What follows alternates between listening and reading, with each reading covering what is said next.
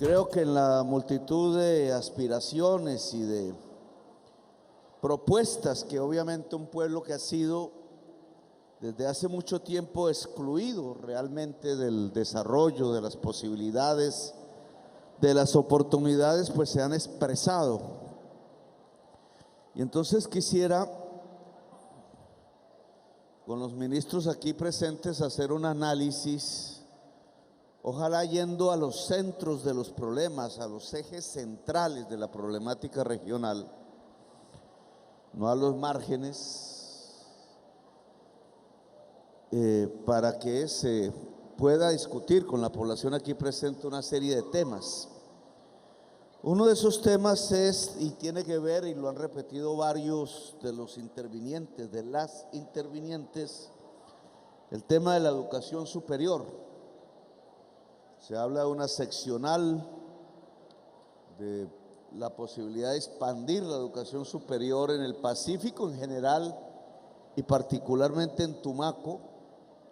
El dato que a mí me entregaron es que hay una seccional para 600 estudiantes, que me parece pequeño por la magnitud del déficit educativo que debe existir para la juventud del Pacífico. Entonces le voy a ofrecer la palabra. Hay que hablar despacio porque aquí en estos auditorios se va la calidad del sonido, etcétera. Entonces, para que la gente pueda entender bien en qué proceso estamos respecto a la educación superior en el Pacífico y en Tumaco. Entonces le ofrezco la palabra a la ministra de Educación, Aurora, para que se pueda dirigir aquí, no sé si desde aquí o de dónde. Gracias. Muy buenas tardes. Señor presidente,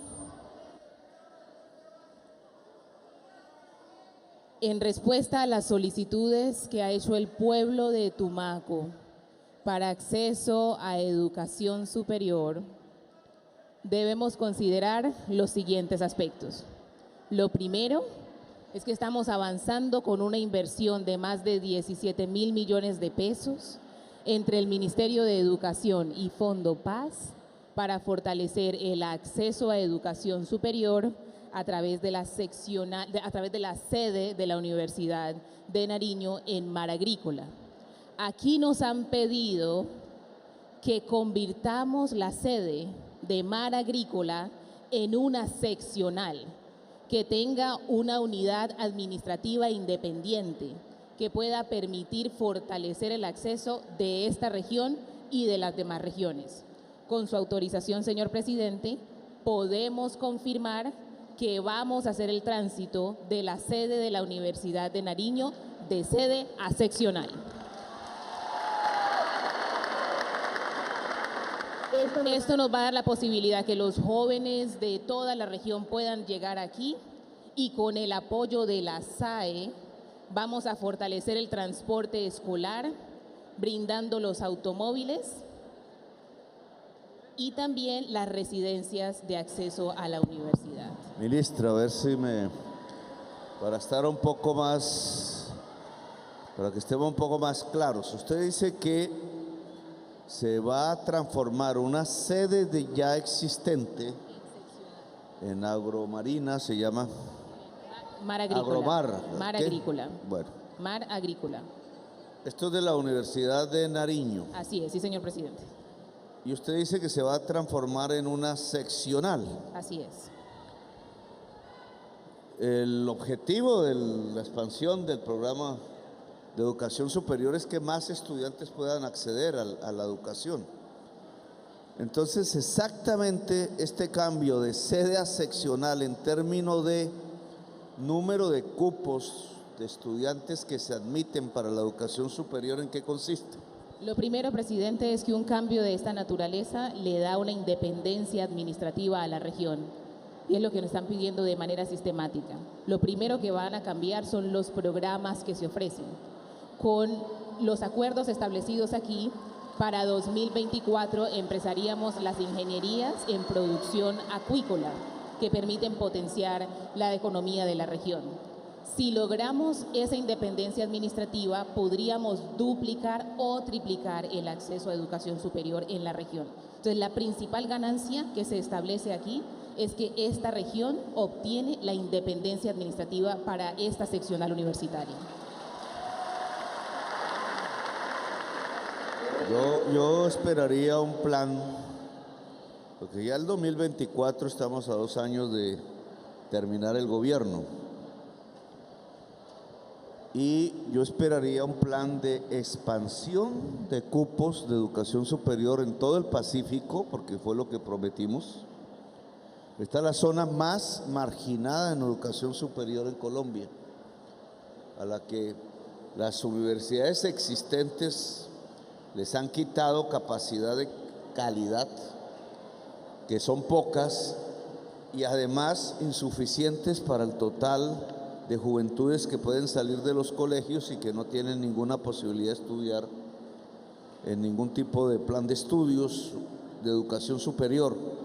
Entonces, a mí sí me gustaría saber, dentro del Ministerio de Educación, cómo se ha planificado la expansión de la cobertura de la educación superior en todo el Pacífico, particularmente en el Pacífico de Nariño, porque si no, no cerramos la brecha. Puede ser importante el tema de la autonomía administrativa, pero al final lo que se trata, eso es un instrumento, al final lo que se trata es de que más y muchísimos más estudiantes afros, indígenas, de todas las posibilidades puedan estudiar en la educación superior en el Pacífico nariñense. Así es, señor presidente. Entonces, para el pueblo de Tumaco, señor presidente, ¿usted está confirmando entonces que avanzamos con esta transición y con este camino aquí en Tumaco nos movemos con la estrategia Universidad en tu territorio a las nuevas sedes con ampliación de cobertura en Barbacoas, en la región del Telembí, en Nariño? Esta misma estrategia, señor presidente, con su autorización y con el presupuesto que usted logró adicionar para el funcionamiento del Ministerio de Educación, nos va a permitir también que podamos seguir consolidando otros proyectos universitarios. Uno de ellos tiene que ver con el Charco Nariño, que también lo prometimos y aquí podemos anunciar que vamos a seguir consolidando esa estrategia. La sede Mar Agrícola contará con nuevos programas. Aquí nos pidieron, señor presidente, programas que fueran pertinentes, que nos estaban ofreciendo en la región. Y también vamos a adicionar los programas solicitados por los maestros etnoeducadores. Vamos a fortalecer con más de 15.000 millones de pesos la oferta de Todos Aprender, que es la solicitud de lineamientos y fortalecimiento para los maestros y las maestras en las escuelas. Avanzaremos con el ascenso y la reubicación de los docentes, que era una petición también que habían hecho aquí en la región, señor presidente. Y finalmente vamos a garantizar que todo el acceso a educación superior que se conecta en el Pacífico Sur tiene que ver con la oferta a nivel nacional. Por ejemplo, la sede de la Universidad Nacional ya cuenta con una oferta mayor de 41.000 millones de pesos para fortalecer la oportunidad de formación en la Universidad Nacional aquí, y también las sedes de la Universidad del Pacífico se estarán fortaleciendo. Entonces, de esa manera logramos consolidar todo un sistema de universidad en tu territorio con acceso, con cobertura, con infraestructura de calidad y pertinencia. Bueno, entonces vamos a... Aquí habíamos planificado el realizar una especie de gobierno con el pueblo durante una semana o 2 semanas seguidas, continuas y permanentes en la región, que se diluyó un poco por la caída del decreto de emergencia de La Guajira, porque casi todo el trabajo que se hizo en La Guajira pues se perdió, estaba en esos decretos. Ahora vamos a presentar el trabajo como proyectos de ley con mensaje de urgencia al Congreso de la República, que eso debe ser mañana.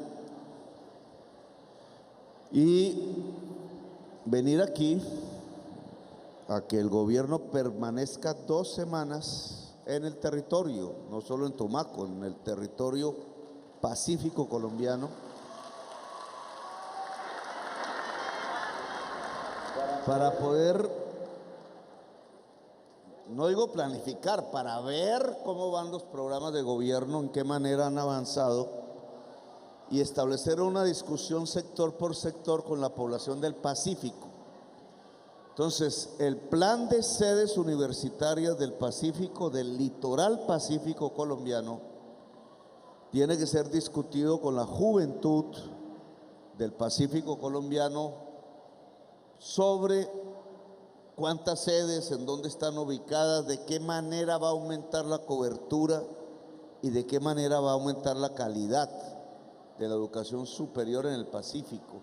Si no hay educación superior en el Pacífico, las desigualdades van a aumentar. Porque hay muchas circunstancias que generan desigualdad, pero una de esas, poderosa, es que mientras en el centro del país hay una oferta mal que bien de educación superior pública, privada, de baja, de media, de alta calidad, en el Pacífico prácticamente no existe. Y entonces el gobierno del cambio tiene que lograr, privilegiando la inversión en el Pacífico, elevar las condiciones de acceso a la educación superior para disminuir la brecha. Si no disminuye esa brecha, no estamos produciendo una transformación y un cambio en Colombia. Entonces, el plan de ubicación de sedes universitarias públicas en el Pacífico colombiano es fundamental. Eso tiene que ser publicado. ¿En dónde podemos en estos 3 años que quedan girar los recursos de tal manera que efectivamente habrán unas sedes y habrá un aumento de la cobertura estudiantil, de la cobertura de la educación superior en la juventud del Pacífico? Hay otro tema que se ha tocado aquí de manera repetitiva, que tiene que ver con el mundo rural, sean consejos comunitarios afro, sean reservas indígenas, sea el campesinado. Se ha tocado temas como la reforestación, como el pago de servicios ambientales por reforestar. Se ha tocado el tema de la contradicción entre reservas forestales o parques y el asentamiento de comunidades antes de la formación de esos parques. Se ha hablado de la pesca, que indudablemente en Tumaco debería ser uno de los grandes sectores de jalonamiento económico para toda la región, etcétera.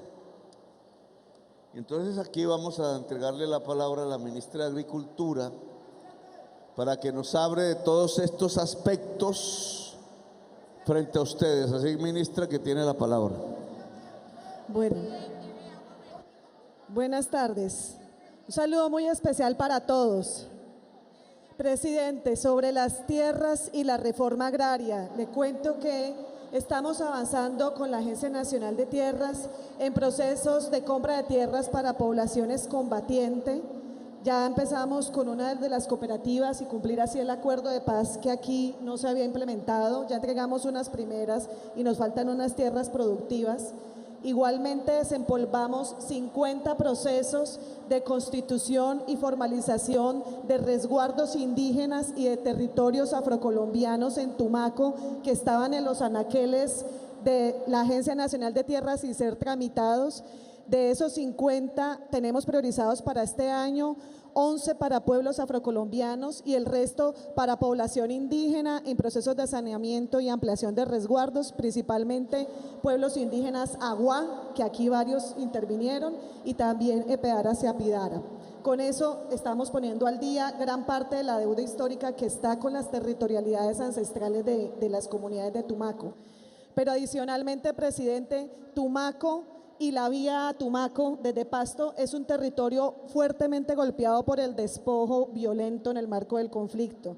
Y aquí no se ha logrado ni una sola sentencia de restitución de tierras y territorios a las víctimas. Y este gobierno nacional está aquí para lograr atender a las víctimas del conflicto y poder avanzar en los procesos de restitución. Una gran parte del territorio de Tumaco tiene procesos de restitución que no se habían movido en la unidad de restitución de tierras. Y usted el día de ayer, presidente, sancionó un decreto que nos ordena a la Unidad de Restitución de Tierras y al Gobierno Nacional avanzar en los procesos de restitución sin ese visto bueno que antes tenía que poner los órganos de defensa y seguridad, que en el gobierno anterior había sido usado como una barrera a la restitución. Eso quiere decir que por primera vez en Tumaco, y con el favor de las organizaciones sociales de pueblos indígenas, campesinos, negros, estamos trabajando con todas las organizaciones de segundo nivel, todos los que hablaron ahora en las intervenciones, y de la mano con el proceso de paz, porque aquí dependemos totalmente de las comunidades, de sus órganos de gobierno y asociaciones, pero también de ese proceso de paz que nos permita responderle al pueblo adolorido de Tumaco con la reforma agraria y la restitución de tierras que tanto necesitan. En materia productiva, Tumaco es un municipio que depende principalmente del mar y del sector agropecuario. Voy a hablar del agropecuario porque tenemos un problema muy grande, presidente, y tiene que ver con el coco. El coco en Tumaco es un producto esencial para la economía campesina y afro. El Pacífico nariñense produce el 60% del coco de nuestro país. El 60%. No sé si Colombia sabe que le debe el coco a Tumaco. Pues le debemos el coco a Tumaco y tenemos un problema muy grande, y es que el 90% de las palmeras hoy tienen una afectación del picudo que transmite una bacteria que acaba con las palmas, que es una enfermedad que se llama el anillo rojo. Esto va a poner en riesgo la economía familiar de 5.000 personas que dependen de estas plantaciones. Ya tenemos la cura. Y presidente, usted dio la orden, recién yo llegué, que tenía el gobierno que hacer presencia en territorio. Le digo que hoy ya hay aquí, en Tumaco, no en Pasto. En Tumaco tenemos sede del ICA, de Agrosavia, de la Unidad de Restitución de Tierras y de la Agencia Nacional de Tierras, también del Banco Agrario, para atender aquí, desde acá, con gente de acá que hemos involucrado en nuestros equipos de trabajo todo esto. Para el coco tenemos que trabajar de la mano con las comunidades para poder hacer el control de la plaga. Ya tenemos un control biológico que desarrollamos aquí. Agrosavia, que es nuestro organismo de investigación, tiene una sede muy importante en el Mira, y es la escuela y la universidad que vamos a trabajar conjuntamente con el Ministerio de Ciencia y Tecnología en este territorio científico, porque son las mujeres afros, las mujeres indígenas, los jóvenes, los que nos van a ayudar a plantar las trampas para controlar el picudo. El picudo es un cucarrón que se vino y se regó acá en el Pacífico debido a la palma de aceite. O sea, el cultivo de la palma lo trajo porque no es de acá, y ahora se expandió y lo tenemos que controlar. Es relativamente sencillo hacerlo, pero lo tenemos que hacer con todos estos extensionistas, y la idea es formar alianzas. Ya empezamos, en esto estamos con el ICA, y hacer la eliminación de las plantas que están afectadas y las renovaciones de los cultivos con plántulas que sean más resistentes. Pero vamos a instalar aquí la próxima semana un PMU, que es un puesto de mando con todas las vocerías de las distintas comunidades, porque tenemos que dar alguna alternativa económica mientras vuelve a crecer la planta.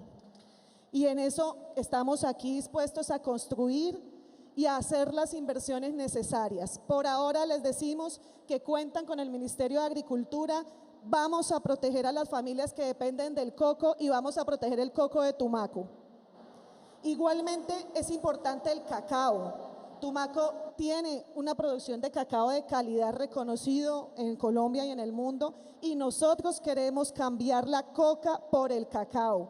Y ya iniciamos un proyecto de implementación acá desde el mes de mayo que queremos expandir y en el que estamos construyendo con todas las comunidades estas intervenciones.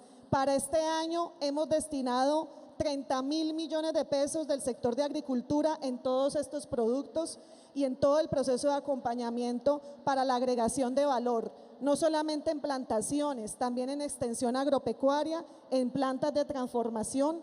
Aquí también es importante el chontaduro es importante el plátano y unos procesos de agroindustrialización que las comunidades mismas han venido haciendo y necesitando ayuda. Eso en materia de agricultura.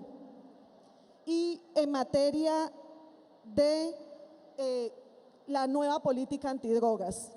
Aquí también tenemos una apuesta grande y es el café robusta. Colombia necesita sustituir importaciones de café y nos lo denunciaron la semana pasada en el Congreso de la República. Y aquí ya iniciamos una alianza con industria que nos asegura la compra a buen precio de café robusta. Aquí ya tenemos 20 años de estudio en la posibilidad que tiene el Pacífico colombiano para hacerlo. Y sobre la pesca principalmente de camarón y piangua son dos productos aquí principales para la región. Nosotros hemos venido diseñando proyectos o atendiendo proyectos que las comunidades desde hace tiempo atrás venían presentando y no tenían financiación. Estamos haciendo inversiones, pero también queremos decirles que tenemos unas líneas de inversión y financiamiento muy grandes a las mejores tasas. Hoy tenemos crédito al 4% efectivo anual para hacer todas estas inversiones efectivas que permitan hacer crecer la producción de alimentos en el Pacífico. Gracias. Ahí, ministra, para que no se me… Digamos, si uno compara Tumaco, el océano y la frontera con Ecuador, en Ecuador se ha desarrollado toda una industria enorme alrededor del camarón y otros productos que lo convierte casi en el primer exportador hacia China. Y entonces apenas se llega a la frontera con Colombia, se acaba ese tipo de producción, es como una cosa mágica. En Ecuador florece, en Colombia se apaga. Y si pudiéramos desarrollar eso mismo que se desarrolla en Ecuador, obviamente la región Tumaco sería de las más ricas del Pacífico. Entonces, si me permiten, me gustaría que usted nos dijese en términos de pesca, cuál es el proceso que lleva el programa aquí en Tumaco alrededor del tema pesca, porque el mar pues es fundamental en Tumaco por obvias razones. Sí, empezamos con la inversión en unos proyectos de asociaciones de pescadores afrocolombianos que tenían en curso ante la Autoridad de Pesca para la inversión en todo lo que es embarcaciones, líneas de frío y transformación, pero sin duda hay que hacer más. Por orden suya, nosotros ya empezamos la construcción de la naviera en Providencia, que fue el diseño que hizo la población raizal, diseñaron los barcos conforme a sus necesidades y artes de pesca y las estamos construyendo en consenso con Cotemar, que es la industria de la Armada colombiana.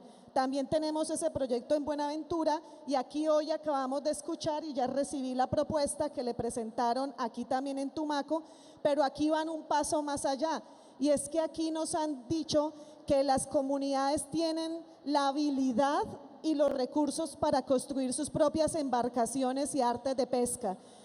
Entonces nos vamos con la tarea para que cuando volvamos a hacer el diálogo con el pueblo en las regiones podamos traer una propuesta construida conjuntamente con las organizaciones para que aquí se instale la capacidad de construcción de naves, que se instale también en los institutos técnicos agropecuarios la inquietud de la juventud tumaqueña en todas las artes de navegación, de construcción, de toda esta parte que amerita ser una naviera. Y también tenemos una buena noticia, aunque más de prosperidad social, no quiero, bueno, aprovecho y lo hago, y es que aquí se va a construir una plaza de mercado en donde va a haber una sección especial para la puesta a la venta y comercialización de los productos del mar. También tenemos proyectos orientados específicamente a mujeres rurales, a mujeres afro, que aquí hay muchas que dependen de la pesca, de la piangua y el aprovechamiento de otros recursos pesqueros.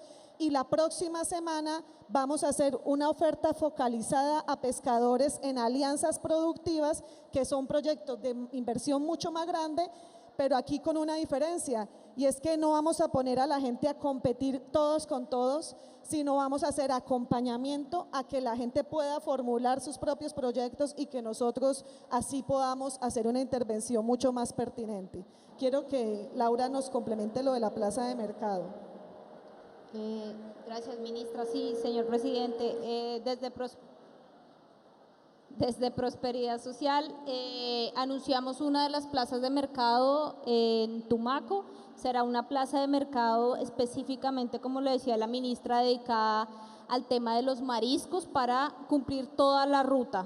La ministra por parte se encarga de toda la industrialización del marisco y del pescado y se le entrega a la población de Tumaco también la plaza de mercado. Estaría iniciando la obra a finales de este año por instrucciones suyas, presidente. Yo voy a hacer digamos, cuando uno le preguntan por qué no se desarrolla la pesca en Tumaco, la respuesta es por el narcotráfico. Es decir, ha habido una política de detente, de frenar el desarrollo naviero, el echarse al mar no un día, sino varios días hacia adentro, con embarcaciones que puedan recoger lo mismo que hacen los ecuatorianos. Lo mismo sucede con la aeronáutica colombiana, no se produce, porque también tiene limitaciones por el mismo motivo.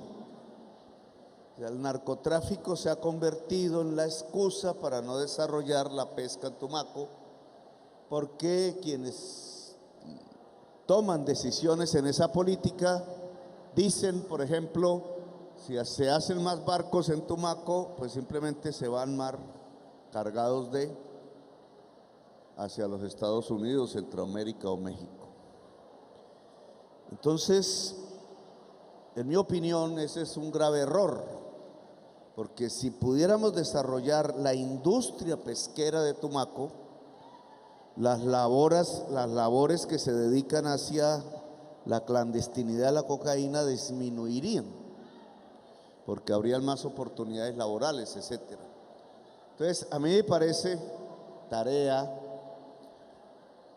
tiene que haber un plan de pesca en Tumaco, un desarrollo que implica incluso las líneas industriales, ¿cómo se llaman? Los cuartos fríos, las transformaciones, las posibilidades del desarrollo industrializado de la pesca en manos de la gente de Tumaco, porque si no vienen empresas de afuera y se quedan con el producido. Eso se lo encomiendo porque yo creo que la pesca es uno de los renglones que en el Pacífico colombiano puede ayudarnos en el tema de sustituir una economía por otra, lo cual me lleva a hablar de la cocaína. Porque si venimos aquí y no hablamos de ese tema que genera la violencia y masacra al pueblo agua y masacra en general a la población y hace que el tema de derechos humanos sea absolutamente vulnerable en la región, se mata por ese tipo de economía, se hacen masacres, se enfrentan a unos jóvenes negros contra otros jóvenes negros armados. Se pierde la posibilidad, digamos, de la tranquilidad y de la paz. Entonces este gobierno tiene que plantear como uno de los ejes centrales para el territorio cómo se puede sustituir una economía que ha terminado siendo la más poderosa del mundo en términos de cocaína por una economía que tendría que ser poderosa también, pero en términos lícitos en la región.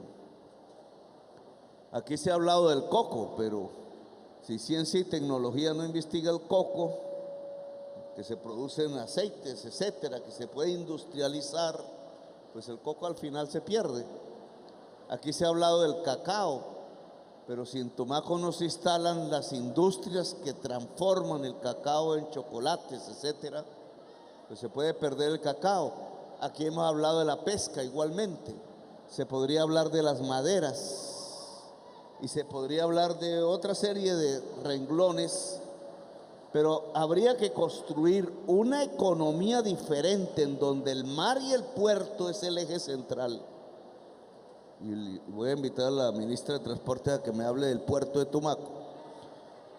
Pero significa sustituir una economía ilícita por una economía lícita. Y significa entonces que decenas de miles de hectáreas sembradas de hoja de coca sean reemplazadas por la fuerza de una economía poderosa lícita. Y yo creo que es el eje y el problema central de la región. Y el gobierno tiene que poner aquí prácticamente su cabeza, por ponerlo en esos términos, para lograrlo. No se logra con marginalidades, se logra entrando al eje de las estructuras mismas del poder económico en la región. Entonces yo invitaría a Fabio a que nos cuente exactamente, no es solo Tumaco, sabemos que es todo el Pacífico colombiano y ascendiendo en la cordillera de los Andes, Samaniego, etcétera, nos cuente las ideas que tiene este gobierno para sustituir la economía ilícita más poderosa del mundo en términos de cocaína por una economía lícita que le garantice paz, tranquilidad y justicia a la población nativa del litoral pacífico. Ustedes tienen la palabra, Fabio. Felipe. Siempre digo Fabio, sí, y es Felipe. Presidente, el mandato que tenemos, el reto que tenemos es precisamente brindar una oportunidad diferente a la que tiene capturada a la gran mayoría de la población de las zonas rurales de Tumaco y del litoral pacífico. La coca se anida en una situación que es el abandono del territorio. En la medida que estos territorios han tenido un atraso, una falta de oportunidades, lo que han relatado en varias de las intervenciones, de que hay posibilidades del coco, pero el coco se está perdiendo por una enfermedad, etcétera. Todas esas cosas han propiciado que la coca se mantenga. Incluso el incumplimiento sistemático del Plan Nacional de Integral de Sustitución que se firmó hace 6 años, que hoy todavía se debe en Tumaco 138.000 millones de pesos. Pagamos recientemente 25.000 y tenemos programado hacer 6 asambleas en la siguiente semana, una por cada núcleo, para definir, de acuerdo a lo que nos manda el artículo 10º del Plan Nacional de Desarrollo, que la gente diga qué quiere. Estamos tratando de acelerar de esa manera el cumplimiento con la gente que levantó las matas hace 6 años. Y después de eso, evidentemente tiene que haber una combinación de factores. En algunas partes será el cacao con la transformación local, en otras puede ser el coco. Acá hay una experiencia única, que es una planta medicinal endémica de esta región, que es un orégano que tiene una virtud curativa de tuberculosis y tiene una pequeña parcela de desarrollo en Llorente, en territorio de la organización UNIPA, que tendríamos que ver la potencialidad para ampliarla. Pero en líneas generales de lo que se trata es de imitar a la coca. La coca tiene una alta rotación, la coca se procesa en el campo.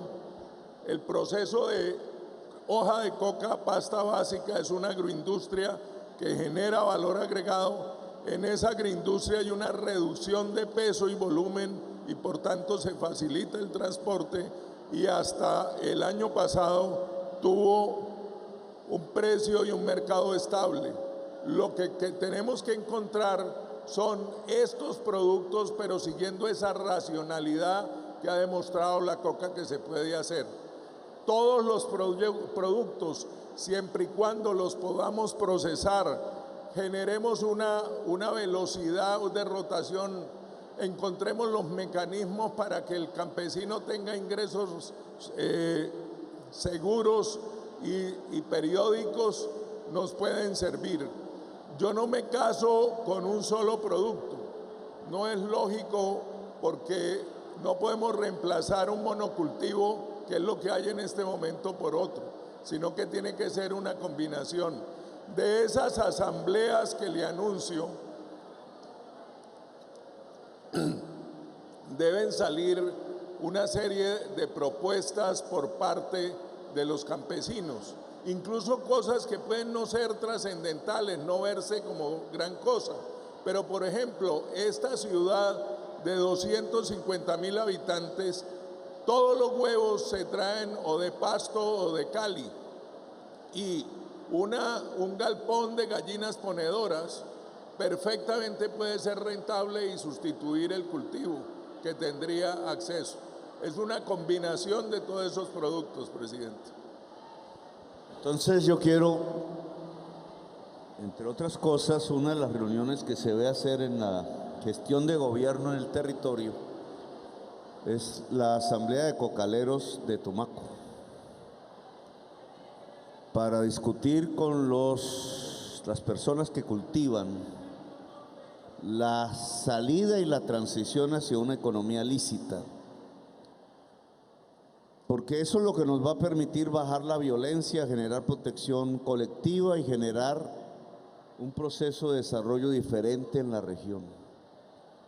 Y le encargaría a usted realizar esa asamblea en medio de las otras que aquí hemos propuesto en las 2 semanas que estará el gobierno en el Pacífico colombiano, con todo el gabinete ministerial y los jefes más importantes o las jefes más importantes de seccionales de instituciones como el SENA, el DPS, etcétera.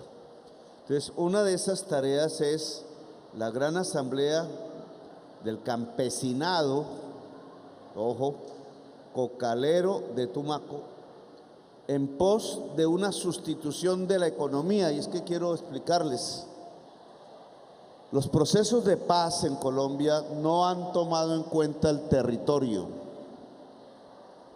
Ustedes han visto, incluido el del M-19, firman, mal que bien salen, pasan los años, pero el territorio sigue siendo y pasando lo mismo. Y entonces incluso esas fuerzas ni vuelven. Y lo que ve el territorio es que sale una fuerza armada, llega otra, sale esa fuerza armada, llega otra. Y para el territorio se mantiene la violencia, no llega la paz. Y aquí se trata, en este gobierno, esa es un poco la idea central de lo que proponemos como paz, es transformar el territorio antes que nada. Sí, y eso no es fácil, todos lo sabemos, es el gran reto del Estado colombiano, poder transformar el territorio. Eso se hace con pueblo. Si ustedes no están de acuerdo en eso, pues no lo vamos a poder hacer. Eso no se hace por la voluntad del presidente o de un ministro o una ministra. Eso se hace por la voluntad y la decisión de un pueblo.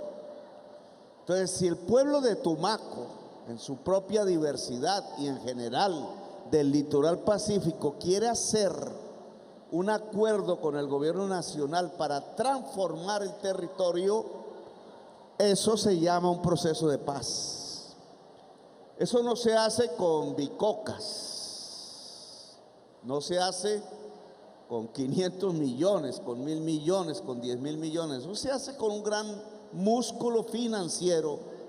Y en esto el Banco Agrario, de nuevo, vuelvo a repetirlo porque es el único banco público que tenemos, se vuelve central.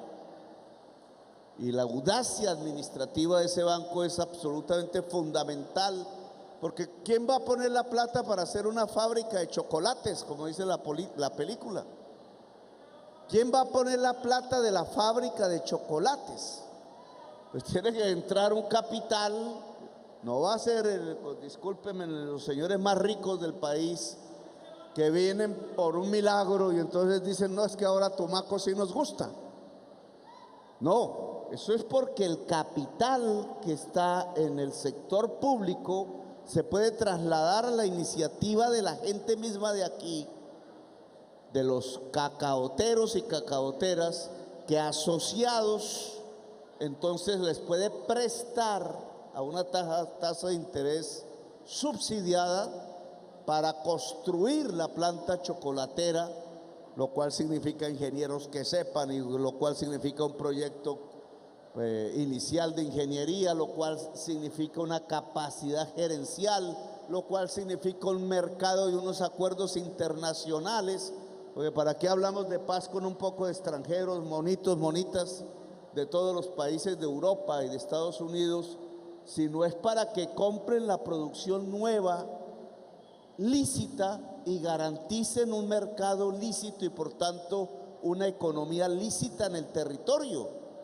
Porque si no, mandamos a la gente a la quiebra y en un año pues todo el mundo empieza a cultivar hoja de coca otra vez, que no hay otra alternativa. La juventud empieza a llevarse eso por el mar y por allá terminan presos o muertos o en las cárceles de los Estados Unidos, como le sucede a los sanandresanos. Y ese no es el destino que queremos para este territorio. Luego, transformar la economía del territorio, transformar el territorio, es el verdadero proceso de paz. Y por eso a mí me gustaría, Carlos Ramón, que hay que ponerle unas fechas, que no sé si se puedan dar de una vez, para que se instale el gobierno del cambio en el litoral pacífico durante 2 semanas, con sede en Tumaco y Buenaventura. Lo trasladamos a Bogotá, a Tumaco y a Buenaventura. Me salvo del palacio ese triste y horrible en que me han metido y podemos aquí entrar en un diálogo mucho más creativo, mucho más fructífero que unos estantes. Ustedes todos quisieran hablar, pero ahí tendremos más posibilidades. Y el tema eje central, en donde todo ministro o ministra tiene que articularse, es la transformación del territorio para salir de una economía y entrar a otra. Para eso es que es la educación superior, para eso es que son las políticas de ciencia y tecnología, porque si no, no son pertinentes a lo que queremos. Para eso es que tiene que crearse una política ambiental en el territorio, que voy a hacer la pregunta ahora, porque el modelo que creó Santos para la sustitución de cultivos es individual.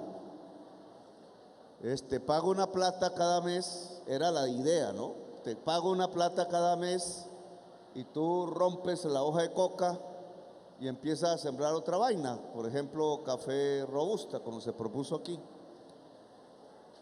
La plata no llegó. Las administraciones contrataron unos intermediarios que llaman operadores, metieron la plata en fiducias y los operadores se tumbaron la plata, ¿o no? Los operadores se tumbaron la plata de los campesinos, es decir, la política de sustitución de cultivo generada en el gobierno Santos es un antro de corrupción, y hay que decirlo. Hay que decirlo, porque si no la corrupción nos va a ahogar a nosotros mismos. Lo cual significa entonces que no funciona desde el punto de vista de cómo un campesino solito corta la hoja de coca de X hectáreas, espera un dinero del gobierno que no llega y ahí se fregó, e incluso es objeto de amenazas. No, lo que funciona es que todo el territorio cambie, y ahí va cambiando la familia campesina y todo el mundo va cambiando alrededor de otras lógicas, pero para eso todo el gobierno tiene que ponerse coherente alrededor de esa estructura, de esa coherencia, no cada cual haciendo. Voy a poner una frase que puede ser muy dura, pero mejor no. Porque si hacemos cosas marginales, para ponerlo en términos decentes, cada ministerio diciendo es que voy a mostrar que cambié las latas de una casa. Entonces no estamos apuntando al centro de la transformación del territorio, no estamos haciendo paz ni creando justicia social, ni haciendo ningún cambio. Estamos construyendo burocracia y eso no sirve.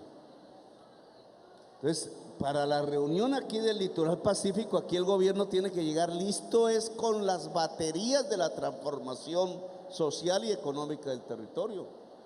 Si no, toca esperar el próximo gobierno, quién sabe cuál gobierno, para poderlo hacer. Y es este gobierno el que tiene las esperanzas depositadas para hacer ese cambio. Entonces, la coherencia alrededor de este tema es fundamental. Claro que no podemos pensar cómo cambiar la economía de este territorio en concreto si no hay un puerto que funcione. El puerto es lo fundamental. Si no hay una política acerca del mar, si no hay una política acerca de la actividad forestal, si no hay una política ambiental, si no hay una política de transformación industrial de la producción agraria que se pueda tener en el territorio. Entonces, yo quiero a mi gabinete alrededor de este tema. Eso no lo hace un ministro solo, eso lo hace el equipo. Entonces no puede haber ministros tirándose codo con el otro ministro ahí, porque no hay equipo. El equipo es fundamental. Entonces, Felipe, para que se tenga en cuenta que estamos en la región que fue durante muchos años la región cocalera más grande del mundo, eso no es una estigmatización, es un problema a resolver. Es un problema porque decidieron que eso era ilícito en otras partes del mundo. Entonces es un problema a resolver, y para poder resolver un problema de ese tamaño que está causando muerte en el territorio, pues necesito todo el gobierno unificado y coherente alrededor de los ejes de esa transformación. Yo voy a pedirle a la ministra de Medio Ambiente aquí, porque estamos en el Chocó biogeográfico, que es la zona más diversa del mundo, para que nos hable un poco de la política ambiental en la región.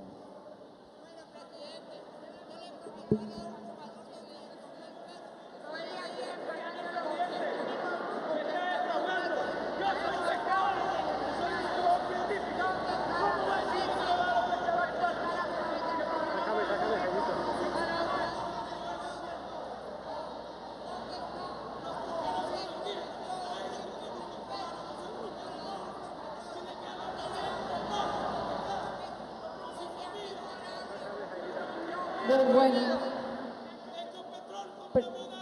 presidente, y a todos los compañeros y compañeras aquí presentes. Primero, presidente, en su pregunta, ¿qué es una economía para el Pacífico? Hay que partir del primer hecho fundamental, especialmente en esta costa pacífica nariñense.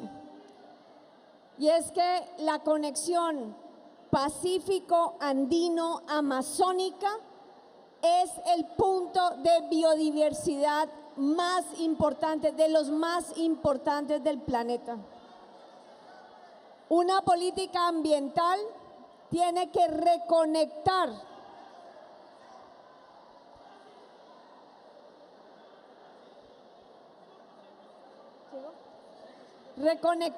los ecosistemas del Pacífico con el piedemonte y con la cuenca amazónica. Y eso se tiene que hacer, presidente, con las comunidades étnicas, los consejos comunitarios, las comunidades indígenas y las áreas protegidas que tiene el Sistema Nacional Ambiental. En la reglamentación del capítulo 4 tenemos una responsabilidad entre consejos comunitarios y Sistema Nacional Ambiental de generar los planes ambientales, de manejo ambiental de los consejos comunitarios, y que eso genere una restauración ecológica seria, pero que genere también una economía de la biodiversidad. ¿Qué es una economía de la biodiversidad? Es la capacidad de producir de forma que la naturaleza se sostenga. Aquí los compañeros y compañeras hablaron del problema del cambio climático. El Sistema Nacional Ambiental tiene hoy mapeada toda la costa del Pacífico a escala 1/300.000 y Tumaco a escala 1/100.000, porque esa política ambiental tiene que ayudarle en ese desarrollo económico a enfrentar el cambio climático a las comunidades. Aquí no podemos hacer al tiempo una política económica que destruya manglares, que es la protección principal frente a la subida del nivel del mar, pero además son las fuentes principales de la pesca del Pacífico. Entonces la política económica y ambiental tiene que regenerar el mangle con el conocimiento tradicional de las comunidades. Por eso el Sistema Nacional Ambiental está trabajando de la mano de las piangüeras para recuperar ese molusco que es precursor del mangle y que es lo que le da también la sostenibilidad alimentaria a la región. Y también, al igual que en la Amazonía, aquí hay que desarrollar un sector forestal, pero en bosque biodiverso. Lo decía en un video un compañero, creo que Carlos lo decía, que aquí no se puede reemplazar un monocultivo por otro monocultivo. No se puede reemplazar la coca por otras plantaciones de monocultivo, sino cómo generamos esos núcleos de desarrollo forestal en la biodiversidad, que fomentan la biodiversidad y en mano de los consejos comunitarios, porque en muchos sectores del Pacífico los consejos comunitarios terminan casi que arrendando la tierra para que sean empresas privadas las que vienen a explotar la madera. Obviamente les pagan algo, pero la ganancia no se queda en las comunidades negras, sino que se está exportando. Esto puede ir acompañado de pago por servicios ambientales, que ya está funcionando. Estamos trabajando en Cabo Manglares y con el Consejo Comunitario Bajo Mira y Frontera, con un proyecto apenas inicial, pero son 8.000 millones de pesos para 1.300 hectáreas, 2.300 familias, de pago por servicios ambientales en fortalecimiento de la pesca, fortalecimiento de los arreglos forestales y fortalecimiento de sus capacidades organizativas.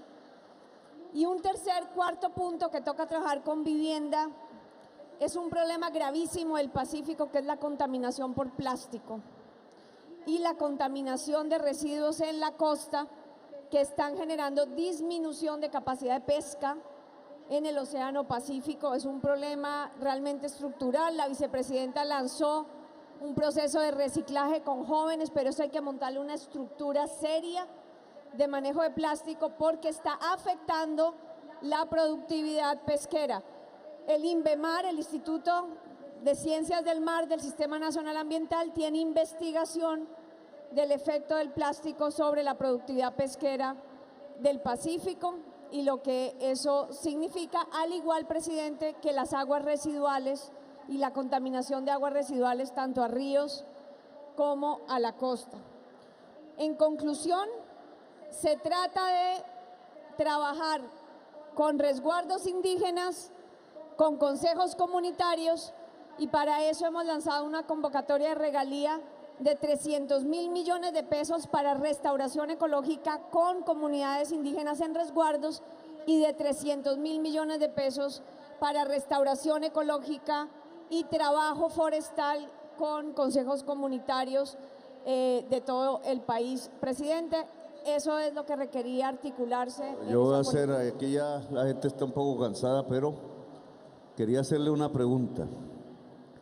En las zonas donde hay producción de hoja de coca y la tierra es de una comunidad, de un consejo comunitario X, ¿se puede hacer un contrato entre el gobierno y el consejo comunitario para, con un dinero obviamente, un contrato a 20 años, algo así, una APP le llamamos nosotros, de tal manera que el consejo comunitario, a cambio de recibir un flujo de dinero durante los 20 años, corte la hoja de coca y deje crecer con ayuda técnica la selva biodiversa y viva de la selva biodiversa?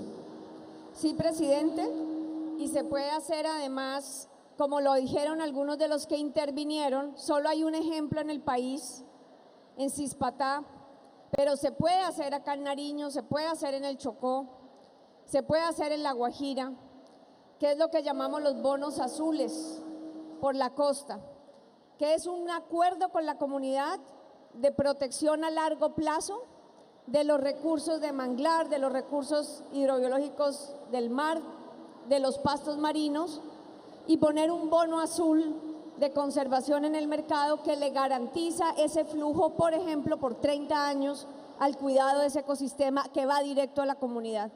Y lo mismo se puede hacer en el término de la restauración ecológica, en la sustitución de cultivos de coca, en donde haya ecosistemas. Estamos hablando aquí con un compañero donde hay 13 resguardos indígenas en donde hay coca de Tumaco para adentro, que nos decían cómo están haciendo unidades ambientales y cómo podríamos apoyarlos. Con esos resguardos indígenas podemos trabajar esa sustitución y plantear los esquemas financieros para que tengan financiación por 30 años de cuidado de unidades ambientales dentro de los resguardos. Es posible, tenemos los modelos financieros, cómo hacerlo. Incluye algo de plata pública, pero puede haber otros esquemas que garanticen esos fondos en el largo plazo para las comunidades. Bueno, y finalmente, para terminar, porque si no, voy a pedirle a la ministra de Transporte, viceministra, que nos hable del puerto de Tumaco. Y cerramos aquí las intervenciones de los ministros, queda la mitad por fuera.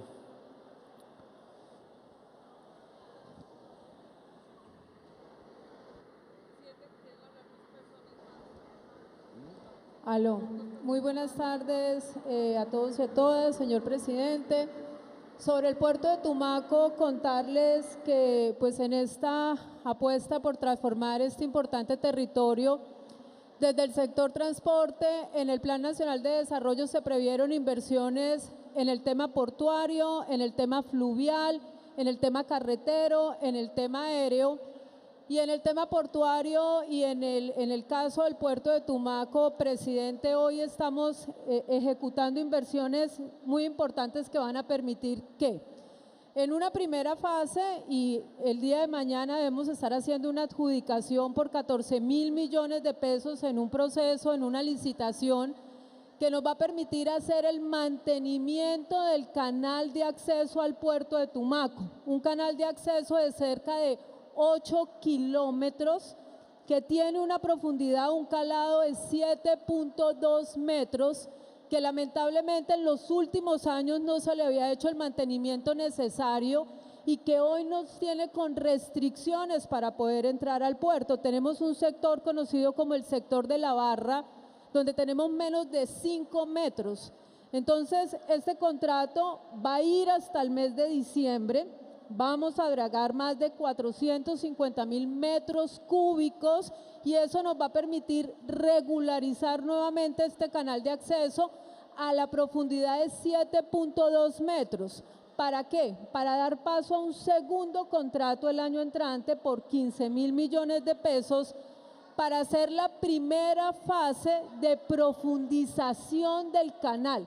Vamos a llevar el canal de 7.2 metros a 8.4 metros, para eso ya tenemos licencia ambiental, logramos las consultas con las comunidades, 2 comunidades pesqueras, acuerdos por 4.000 millones de pesos que van a permitir también apalancar proyectos productivos de pesca, y esto nos va a permitir generar esa segunda fase para poder darle mayor competencia al puerto. Solo para que tengan una idea, el puerto de Buenaventura es un puerto con una profundidad de 12.5 metros y también en el plan de desarrollo, presidente, tenemos pensado poder llevar este canal a 15-16 metros para que pueda competir con los puertos del Pacífico. Entonces son dos inversiones que suman 30.000 millones de pesos. Adicionalmente, presidente, adjudicamos un contrato para el reforzamiento de los 3 puentes de acceso al puerto, Agua Clara, y los otros dos puentes que tenemos es otra inversión cercana a los 15.000 millones. Y el puerto ahí, Señor. dice, y el compañero allá que dice por ahí, a ver si viene un momentico y nos cuenta. Estamos hablando del puerto, ¿no? El compañero del canal de acceso Pero al puerto. espera un momentico, porque yo quiero antes, si no se me olvida, aquí hay un problema de riesgo sísmico que se junta con tsunami. Eso lo investigué hace tiempo, se hizo un proyecto de ley que se hundió. La única fórmula para salir de la isla, si hay un tsunami, es el puente del Pindo, Sí, que es muy angosto. sí. Entonces, una de las obras para mitigar riesgos, hay otras, pero esa debe ser la ampliación del puente del Pindo. Sí, presidente. Por pura mitigación del riesgo, que quiero que ustedes estudien y se pueda presentar esa opción para la ciudad de Tumaco. Lo segundo es, ¿quién controla el puerto en este momento? Porque hasta la última vez que me hablaron del tema, había una firma ecuatoriana que había cogido la concesión del puerto y no le daba funcionamiento, sino que lo mantuvo más bien raquítico. Y entonces se trata de que el puerto florezca, porque si no florece el puerto, no florece Tumaco. Entonces me gustaría escuchar también al compañero a ver qué nos dice del canal. Pero ¿le parece si le doy respuesta a esas dos preguntas y ahí le doy paso al señor? El contrato que tenemos es para reforzamiento precisamente del puente El Pindo, El Morro y Agua Clara, una primera fase que va a ser de reforzamiento. Y frente a quién maneja el puerto tiene 4 concesiones que son otorgadas por la Agencia Nacional de Infraestructura, por la ANI. Precisamente una la maneja Cenit de Ecopetrol, una la maneja Pacífico Port, que está hoy vigente, y la que usted se refiere, presidente, es Puerto Hondo, una concesión que fue otorgada en el año 2011 y que estamos próximos a caducar ese contrato, a liberar ese muelle, un muelle de 112 metros, que nos va a permitir ahí, y lo hemos estado hablando con el director de la ART, poder diseñar una alianza público-popular para que sea operado este muelle de 112 metros en el puerto de Tumaco. Entonces, esa sería la respuesta. Señor presidente, lo que voy a decirle con respecto a los múltiples intentos que se han hecho para convertir a Tumaco en puerto alterno de Buenaventura, que han resultado totalmente infructuosos. Yo fui auditor regional ante Puertos de Colombia hace 45 años y desde entonces se empezó a canalizar el puerto buscando convertir a Tumaco en puerto alterno de Buenaventura, lo que no se ha logrado en el tiempo. Lo que se ha hecho es botar el dinero al mar de manera inmisericordia y ocasionando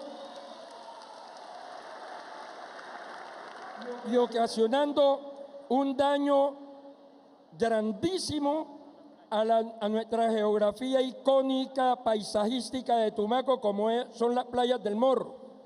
Porque, entre otras cosas, yo no soy oceanógrafo, más sabe un burro de oceanografía que yo de ortografía que yo de oceanografía, pero la práctica y el tiempo que se lleva profundizando el canal y volviéndose a llenar de arena hace que eso sea inocuo.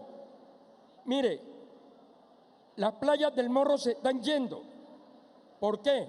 Porque el mar es un ser vivo, y como ser vivo que es, se siente herido en su vientre, y ¿con qué quiere resanar la herida sino con la arena más próxima, que son las playas del Morro? Esos dineros, yo escuché, para ahora que hubo la caída del Arco del Morro, que entre otras cosas la señora alcaldesa, ella anunciaba que el Ministerio de Transporte había destinado 30.000 millones de pesos, que se iban a invertir 15.000 en la profundización del canal y los 15.000 en otro tipo de actividades. Yo salí a la radio a oponerme a eso, a que esos 15.000 millones de pesos, con eso lo que se tiene que hacer es proteger la isla del Morro, ¿Cómo se protege? Partiendo de la bajada del puente, construir espolones rocosos. Yo se lo propuse a la señora alcaldesa. Construir espolones rocosos que vayan hasta la punta, hasta la salida allá de Villa del Sol, con una distancia cada uno de unos 100 metros, igual que en Cartagena, que no se necesita ser demasiado inteligente para saber que esa es la forma como se mitiga el efecto de la erosión que causa el golpe de marea. Porque allá en la costa atlántica no existe el fenómeno de la playa y la baja mar, sino existe un fenómeno que le llaman mar de leva, que es el que golpea fuerte las playas y erosiona. Y precisamente para eso se construyen espolones rocosos que impidan que el mar se lleve la arena, antes por el contrario que aporte. Mire, la playa de allí del apostadero naval, ya la cerca del apostadero naval se la ha llevado el mar. Entonces, por otro lado, construyendo esos espolones rocosos, que tenemos un banco de piedra grandísimo allí en Altaquer, que se puede traer, esas rocas se las puede traer y construir esos espolones rocosos, que van a servir para que aporte arena, y una vez se gane buena tensión de arena, se pueda construir un lindo malecón y recuperar esa playa que el apostadero naval nos quitó para el uso, goce y disfrute de los tumaqueños y de nuestros visitantes. Que eso no tiene por qué tenerlo, porque en todas las capitales de la ciudad de Colombia existen batallones, existen brigadas y no cierran ninguna calle. Y acá sí. Aquí, ¿por qué se nos niega el derecho que tenemos de disfrutar? Cuando yo fui niño y joven, ese era nuestro paseo, que íbamos a pie desde acá hasta el Morro. Y eso tenemos que recuperarlo para los tumaqueños y para nuestros visitantes. Y aquí el problema estructural del puerto es construir, óigame bien, el puerto de aguas profundas, que existen los diseños. ¿En dónde? ¿En dónde? Existen los diseños lo hizo ya la DIMAR. El puerto de agua profunda es allá donde tanquean los buques tanqueros, que es el único sitio en Colombia que tiene parte que no tiene necesidad de dragarse para que lleguen los megabuques que no llegan a Buenaventura.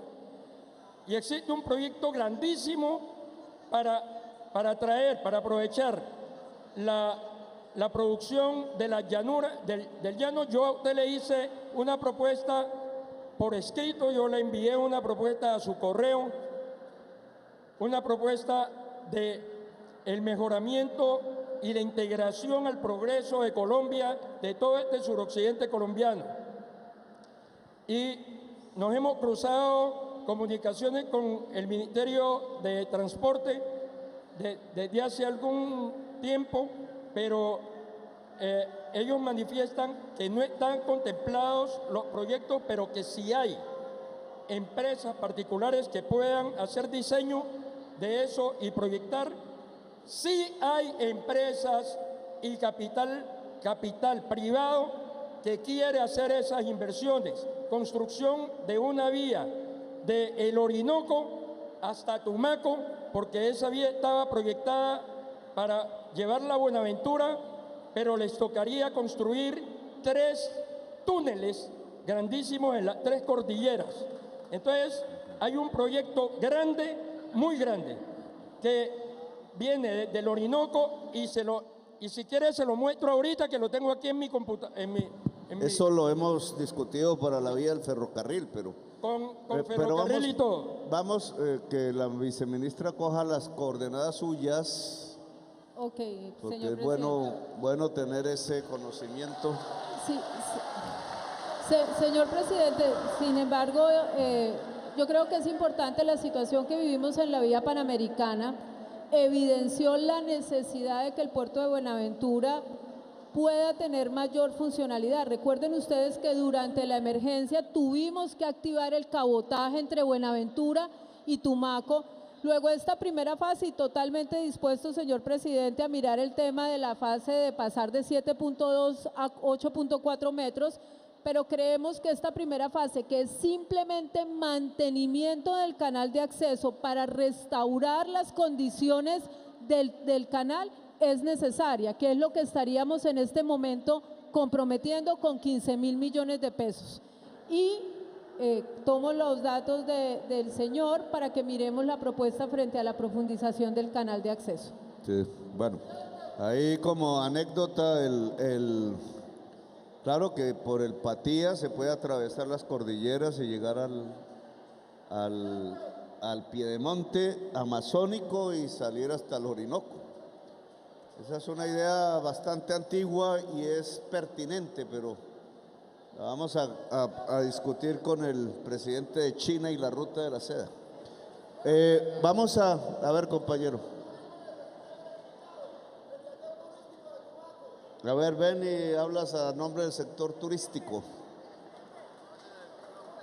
que está ligado a lo que acaba de decir el compañero.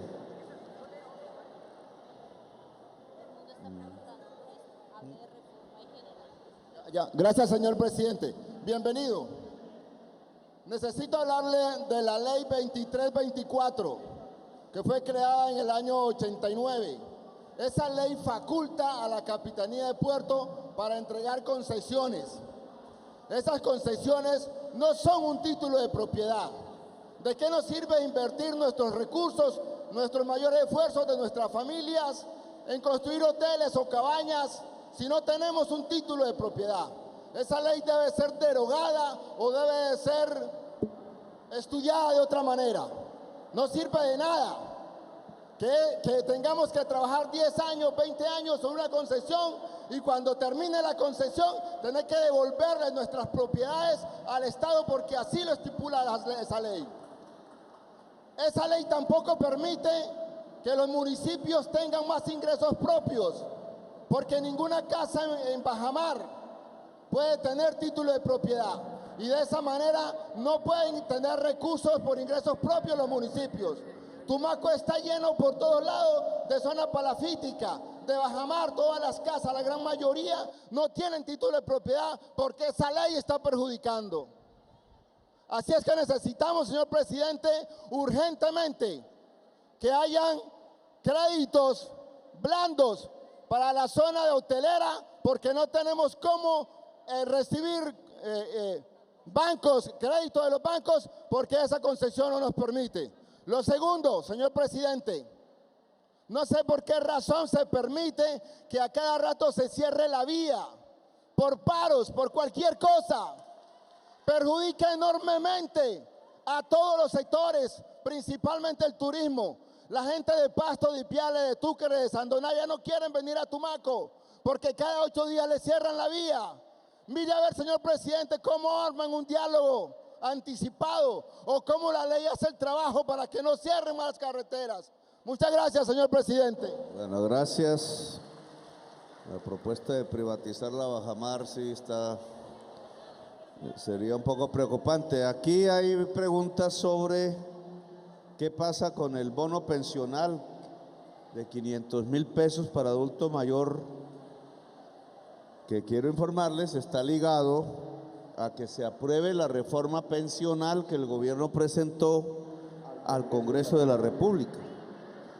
O sea, se pueden liberar recursos para que 1 o 2 millones de adultos mayores en Colombia puedan tener lo que llamamos una renta ciudadana o bono pensional, como quieran ponerle el nombre, de esta magnitud. Se puede hacer solo sobre la base que parte de las cotizaciones que hoy van a los fondos privados de pensiones vayan a Colpensiones y se libera el recurso para que 1 o 2 millones de adultos mayores puedan recibir una mensualidad entre 300.000 y 500.000 pesos. Esto es para la respuesta a quienes están indagando, así que la respuesta a esta pregunta la tiene el Congreso de la República.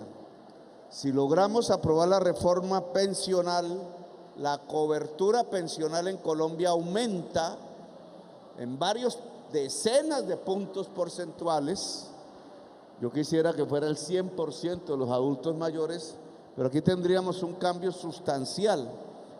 La reforma ya lleva una comisión aprobada, pasa a plenaria, están esperando que la aprueben en plenaria de Senado y después pasaría a Cámara.